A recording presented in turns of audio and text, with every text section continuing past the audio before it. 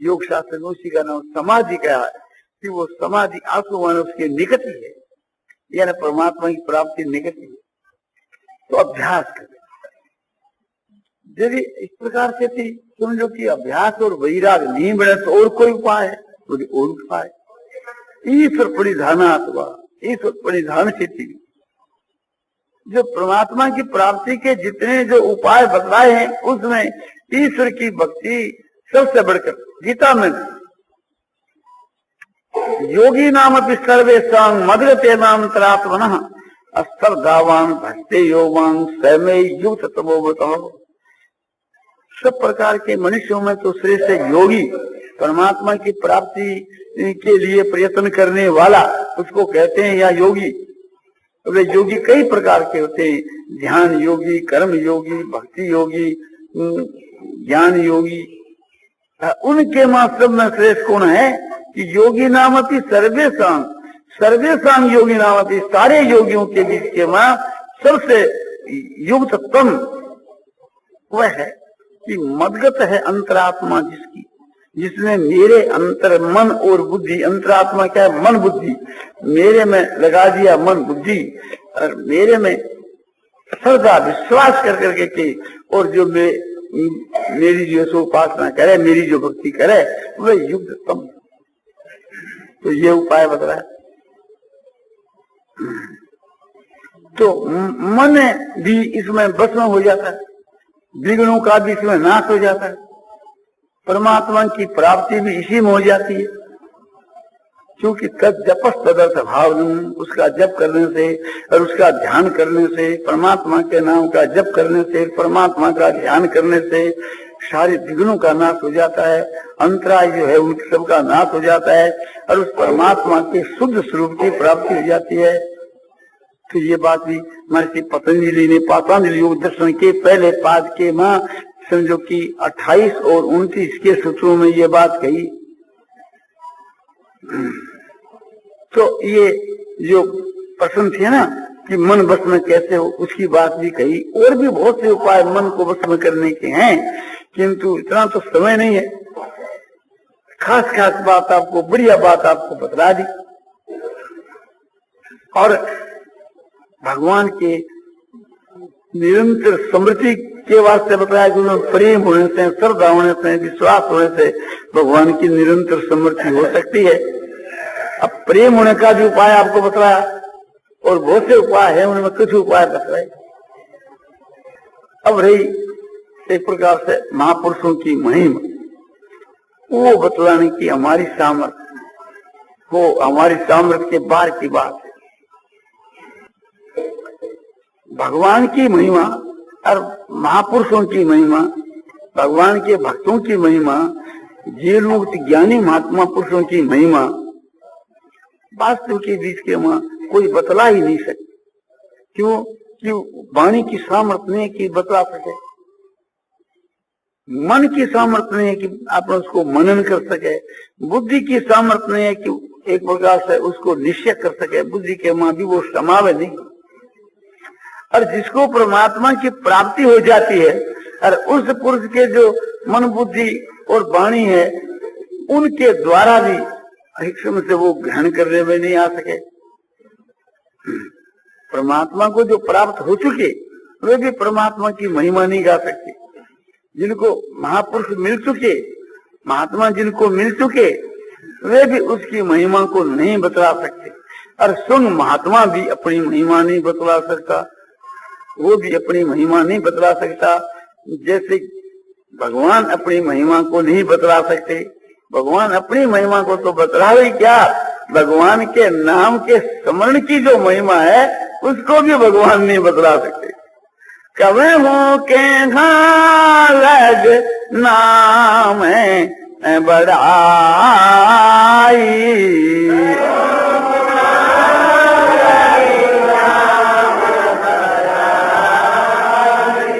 राम न सकहि नाम गुण गाई।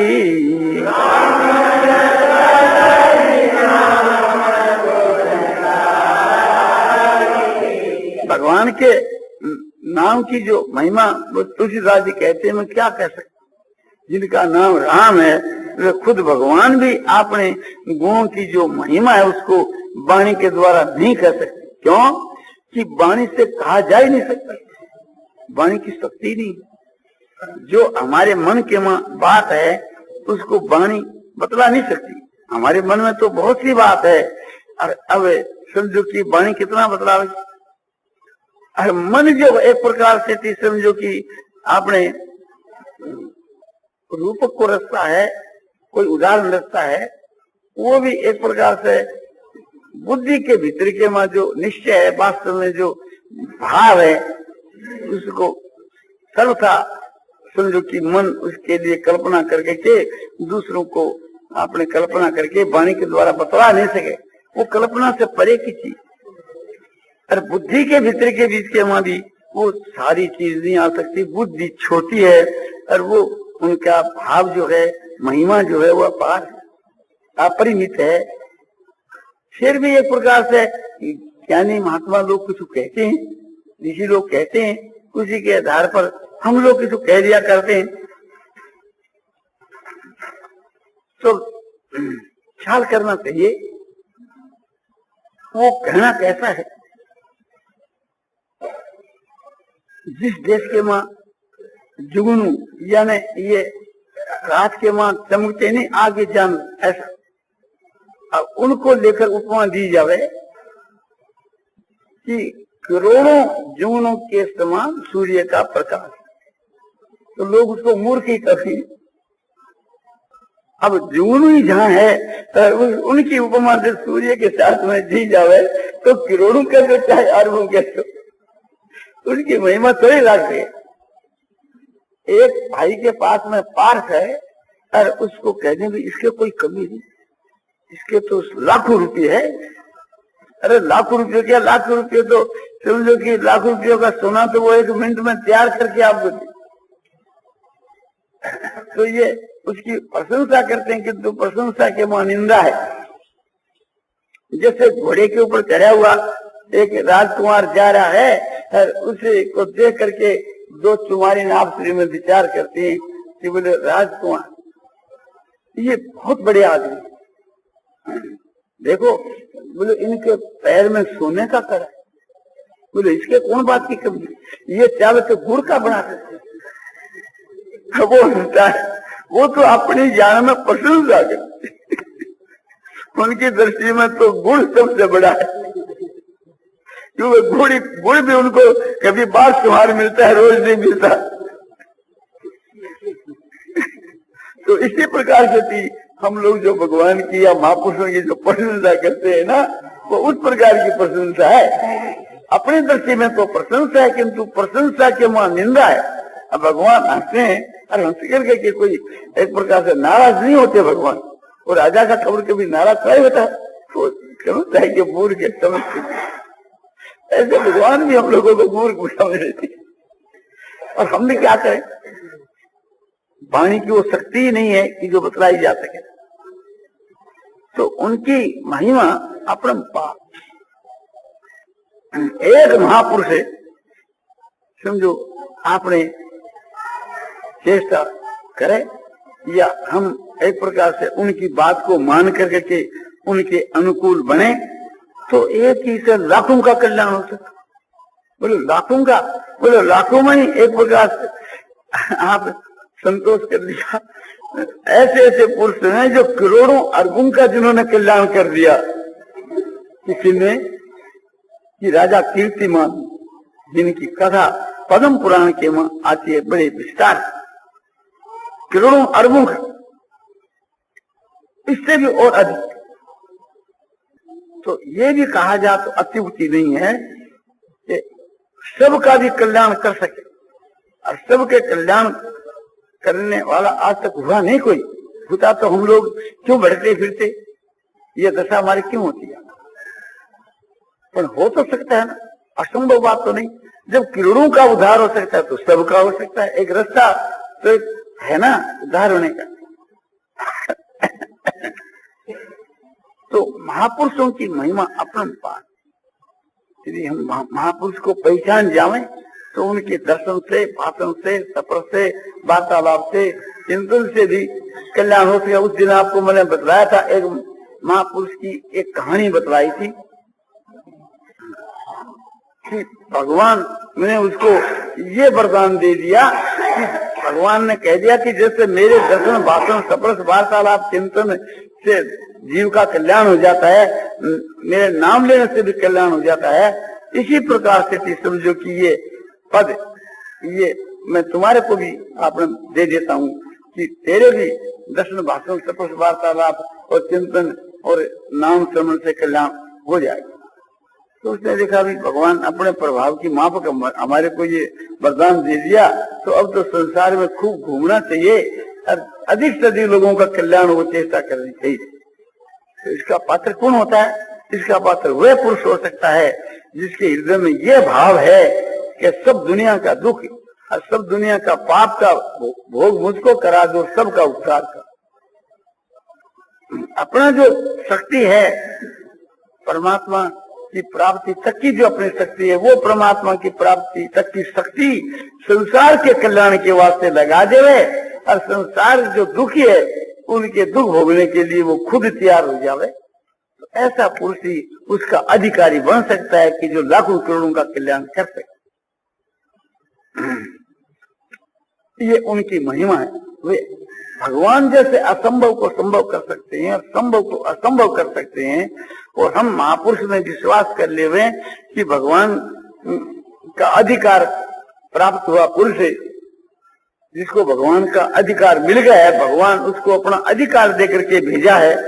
इस संसार में जो अधिकारी पुरुष जो आए हैं वह भी कर सकते हैं। क्यों नहीं कर सके? जब भगवान अधिकार दे देवे तो वो सब कुछ कर सके। जैसे वेदव्यास जी महाराज को भगवान ने अधिकार दे दिया था, परमात्मा ने अधिकार दे दिया था, तो वे ऐसी ऐसी बातें करी जिसको भगवान भी कर नहीं दिखलाई। कैसी बात करी कि कौरव और पांडवों की सेना जो मर चुकी थी उसके बाद के बीच के माँ 15 वर्ष के बाद के बीच के माँ कहीं 18 वर्ष कहीं 15 वर्ष ऐसा अनुमान हमारे ख्याल में है। वेदव्यास जी उस 18 क्षोणी सेना को बुलाकर सब उससे मुलाकात करा दी। रात भर वो सेना रही और ये घोषणा कर दी कि फिर कोई किसी के वास्ते, अपने बंधु बांधव के वास्ते रोना नहीं, और जिसको इनमें ज्यादा प्रेम है वो उनके साथ जा सकता है, गंगा में स्नान करो और बस चला जाए। तो यही बात हुई। ये कथा आपको विस्तार से देखनी हो तो महाभारत के आश्रम वार्षिक पर्व के बाद आप देख सकते हैं, उसमें आप ऐसा देख सकते हैं। अब समय हो गया, संक्षेप से श्री नारायण नारायण श्रीमन नारायण नारायण श्रीमन नारायण श्रीमन नारायण नारायण श्रीमन नारायण नारायण सियावर रामचंद्र मोर मुक्त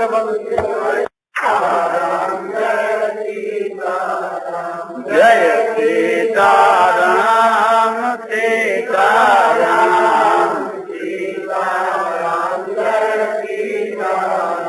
जय सीताराम सीताराम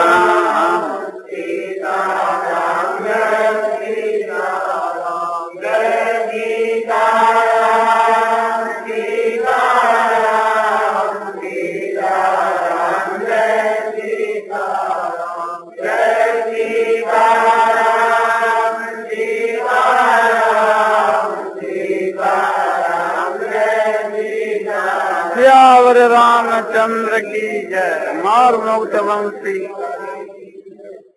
तो आप लोगों को, मायों को और भाइयों को बहुत एक दामी बात बतलाई जाए, और वो बात शास्त्र संगत है, युक्ति संगत है, और उससे आप लाभ उठाना चाहो तो एकदम प्रत्यक्ष लाभ उठा सको। संसार के मां 4 पदार्थ है, धर्म अर्थ काम मोक्ष। धर्म माने अपने धर्म को पालन करना और मोक्ष माने अपनी आत्मा को कल्याण।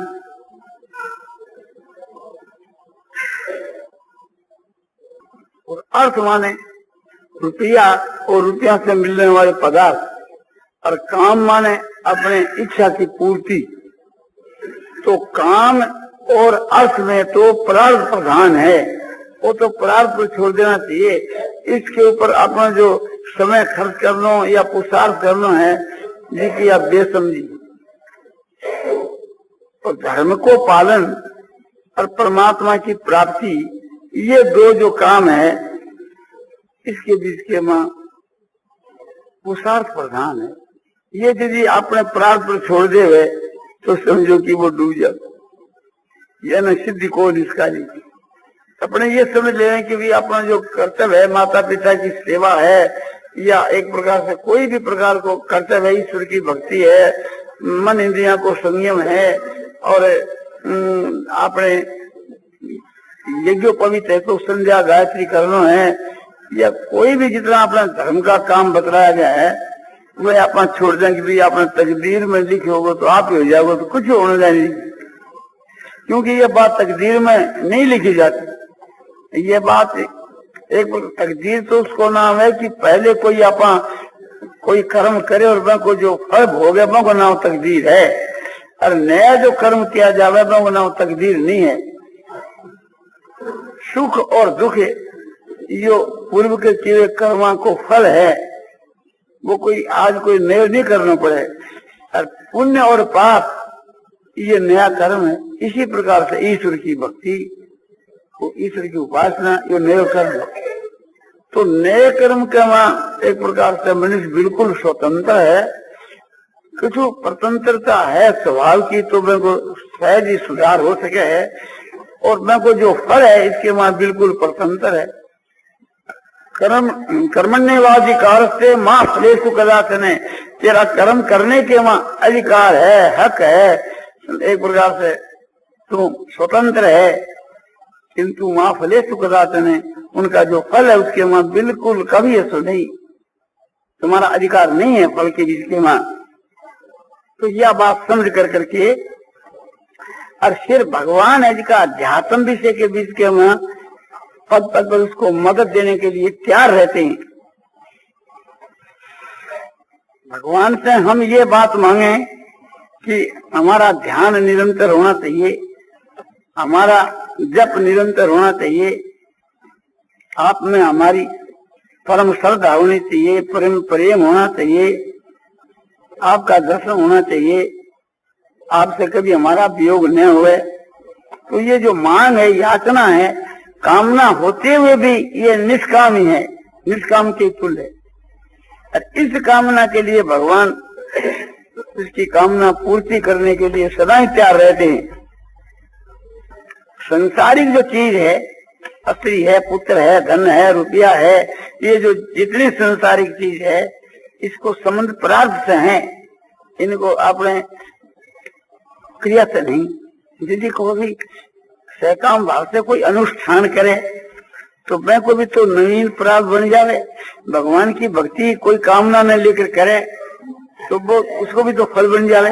बोले ठीक, यह बात ठीक है।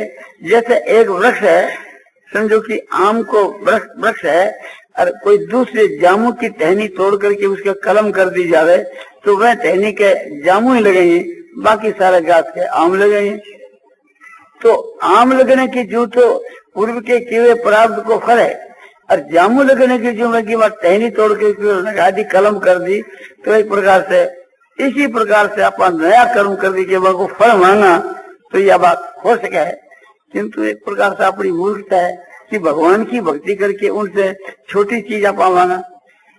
फिर भी आप कहो कि भी सब जगह हमारी सफलता नहीं होती है, काम कर्म हम करते हैं, पुत्र धन चाहते हैं, किंतु एक हमारी कोई जगह तो कामना सिद्ध हो जाती है, कोई जगह सिद्ध नहीं होती, कोई जगह अनुष्ठान विधि के सहित और आपने समझो श्रद्धा पूर्वक करते हैं तो भी कार्य सिद्धि नहीं होती है। तो भगवान एक प्रकार से क्यों नहीं देते हैं? तो उसमें न देने में अपना मंगल है।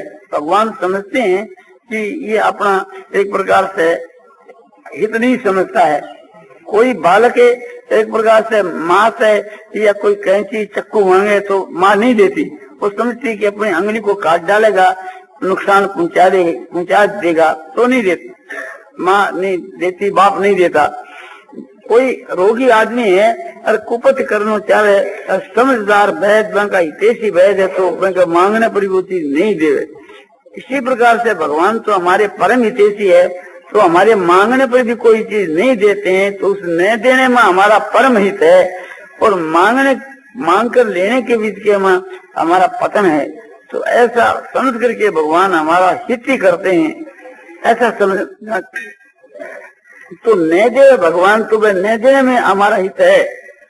और ये समझना चाहिए कि अध्यात्म विषय जो है, ये सब अध्यात्म विषय, ज्ञान है, वैराग है, भक्ति है, समझो कि ये सब अध्यात्म विषय।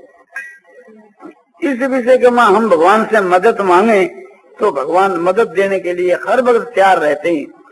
फिर आप कहो कि बात तो आप कहो सो ठीक होगी, किंतु हम भगवान से भजन मांगते हैं, ध्यान मांगते हैं, तो भी भगवान नहीं देते। बोलो, ये बात एक प्रकार से आपकी समझ में कहीं गलती है। समझ में क्या गलती है कि भगवान का जो ध्यान हम बुद्धि से करें और भगवान से मदद मांगे कि प्रभु हमारा ध्यान आप में लगना चाहिए, तो कोई ऐसा कारण नहीं है कि एक प्रकार से भगवान मदद नहीं करें। ये आपकी धारणा हो गई कि भगवान हमारे को ये सब चीज देते नहीं। भगवान तो आपके सब चीज सामने रख दी। आप ऐसा क्यों कहो कि भगवान देते नहीं? भगवान ने तो आपको सौंप दी, आप लेते नहीं। ये आपका भ्रम है कि भगवान नहीं देते। अब गंगा जी पर आए और हम ऐसी धारणा करें कि गंगा जी की बड़ी कृपा है, बड़ी कृपा है। बोलो, कृपा तो है पर गंगा जी जल देती नहीं। अरे गंगा जी का तो जल बह रहा रात और दिन एक तार है। अब तुम्हारे को जितना चाहो तो ले लो, स्नान करो, पान करने के वास्ते ले आओ, इसमें भी गंगा जी का ही दोष है। तो गंगा जी से भी बढ़ करके भगवान की दया की धारा, प्रेम की धारा दिन और रात अटल बह रही है। अब भगवान से कहा कि प्रभु आप हमारे ऊपर दया करो, तो ये तो हमारी मूर्खता है। तो भगवान ने तो दया तुम्हारे ऊपर पूर्ण कर रखी है, उस दया से तुम लाभ उठाओ। गंगा से कहे, हे गंगा देवी तुम हमारे ऊपर दया कर। गंगा हमसे, गंगा के मैं तो रात दिन तुम्हारे सामने बह रही हूँ, क्या दया करूं? तो हम जाकर गंगा में स्नान नहीं करें तो उसमें गंगा का क्या अपराध है? वो तो हमारी गलती है। तो भगवान तो एक प्रकार से पूर्ण दया हमारे लोगों पर कर रखी है, और उस दया को हम अपने पर दया मान लेना तो बहुत लाभ हमारे को हो सकता है। और फिर कहते ही रहना प्रभु दया करो। प्रभु कहते हैं कि अरे इतनी तुम्हारे ऊपर दया कर रखी है जिसकी सीमा नहीं, और फिर कहते तुम दया करो। तो भगवान नाराज तो नहीं होते, इसलिए नहीं होते, भोला है, बालक है, एक प्रकार समझता नहीं है। तो हम दया हमारे ऊपर इस बात को समझते नहीं है, इसलिए पुकारते हैं कि हे प्रभु दया करो, दया करो। और दया तो बड़ी भारी हो रही है। उस दया से हम लोगों को लाभ उठाना चाहिए। कैसे लाभ उठावे? जैसे भाई जी ने कहा कि ऐसा ध्यान करो, ऐसा ध्यान करो, ऐसा बोलो, बस ये तो हो गया। और इसके बाद और जो बात बतलाई वो तो बस हो गई। हम कहा कि आज से कभी मिथ्या नहीं बोलना चाहिए, बहुत ठीक है, क्योंकि सत्य बोलना बहुत हमारे लाभ की चीजें हमारे समझ में आ गई। समझ में आ गई? बोलो हाँ आ गई। तो वही समझ में आनी है कि आज के बाद झूठ निकलेगी नहीं, वो समझ में आनी है। और वो समझ में अपने समझो कि आई मान लेनी चाहिए कि जितने जो गुण बतलाए हैं कि क्षमा है, दया है, शांति है, समता है, संतोष है, बहुत से गुण हैं। भगवान के मां अनंत दिव्य गुण हैं और भगवान उन गुणों की वर्षा कर रहे हैं। भगवान आकाश में स्थित होकर के और हम लोगों पर उस गुणों की वर्षा कर रहे हैं। तो ये समझना चाहिए कि भगवान का जो समभाव है भगवान नेत्रों से थी हमारे पर दृष्टिपात कर रहे हैं और समभाव से देख रहे हैं, और वो समता हमारे नेत्रों के मां प्रवेश होकर के और हमारे शरीर में रोम रोम में सब, मन में, बुद्धि में, इंद्रिया में, सब में व्यापक हो। अब हमारे से माने विषमता का काम हो ही कर सकता है। राग द्वेष हमारे में फिर रही कैसे सकती है? राग द्वेष है तो वो समता कहाँ रही? अब तक वो थी, वो एक प्रकार से अज्ञता से थी। अब भगवान ऊपर से एक प्रकार से समता का वितीर्ण कर रहे हैं और सबके ऊपर कर रहे हैं। फिर एक प्रकार से थी अपने में समता की अपने कमी है ही नहीं। अब आज के बाद हमारे से कोई भी समता का काम हो ही कैसे सकता है? तो समता आप में धारण हुई। भगवान बड़े दया, बड़े प्रेमी हैं, दया की वृष्टि कर रहे हैं, और वो दया इसी प्रकार से हमारे सारे शरीर में, मन में, बुद्धि में, इंद्रिया में, रोम रोम में, जर्रे जर्रे में एकदम परिपूर्ण। अब एक प्रकार से थी हम बाहर में, भीतर में, सब जगह देखते हैं तो हमारे को सब जगह भगवान की दया ही दया दी, क्योंकि हमारे जो दृष्टिकोण है वो बदल गया। पहला हम समझते थे कि प्रभु की हमारे ऊपर दया नहीं, तो हमारे को वही बात दिखे थी, और अब समझ में यह बात आ गई कि प्रभु की तो पूर्ण दया है। गंगा में तो जाकर स्नान करना पड़े, तब एक प्रकार से हम गंगा जी से लाभ उठाया, क्यों गंगा जी की धारा थोड़ी दूर है, 50 हाथ 100 हाथ, और प्रभु की दया तो सब जगह है, कोई खाली जगह ही नहीं। तो उसके बाद करना हमको क्या पड़े? कुछ भी नहीं करना पड़े, केवल मानना पड़े कि भगवान की हमारे पर पूर्ण दया है, बस काम हो गया अपना। फिर क्या होगा कि कोई भी काम एक प्रकार से अनिच्छा से, परीक्षा से, अपने स्वेच्छा से होगा, सब में भगवान की दया एकदम प्रत्यक्ष दिखने लगी। चाहे समझो कि वो लोक दृष्टि से अनुकूल हो और चाहे प्रतिकूल, भगवान को विधान मान करके क्षण क्षण में प्रसन्नता, आगे जाकर के भगवान को विधान नहीं, भगवान को पुरस्कार, भगवान की दया, और आगे जाकर के समझो कि सब भगवान की लीला दिखने लगेगी।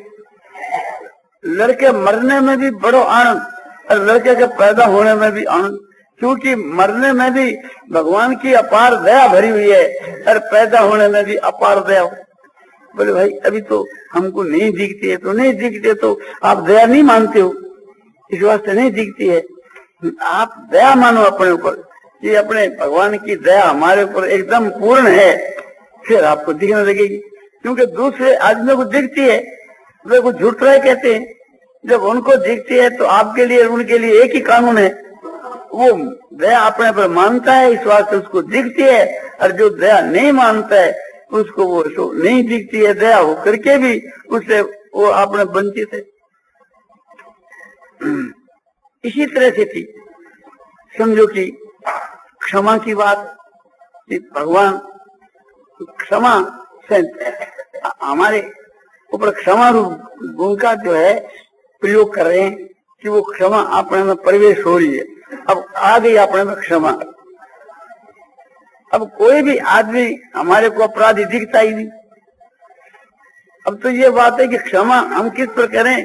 क्षमा तो कोई अपराध किसी को अपराधी माने, तब तो जो सब लोग कर रहे हैं सब में समझो कि भगवान की दया भरी हुई है, और सबकी दया जहाँ पर कृपा राम की हुई ता पर कृपा करे सब कोई।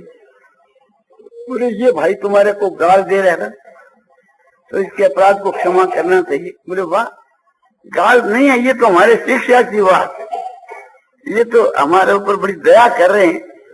मूल में भगवान की दया है, हर निमित्त इनकी भी दया है, तो हम क्या करें? एक प्रकार से थी आपको ये अपराध दिखता है, बोले आपको खोटी खरी सुनाता है, आपका कोई हम कसूर नहीं देखते। बोले नहीं, ये तो एक प्रकार से थी आपके देखने की गलती है, इसमें तो शिक्षा भरी हुई है हमारे, बड़ी दया की बात है।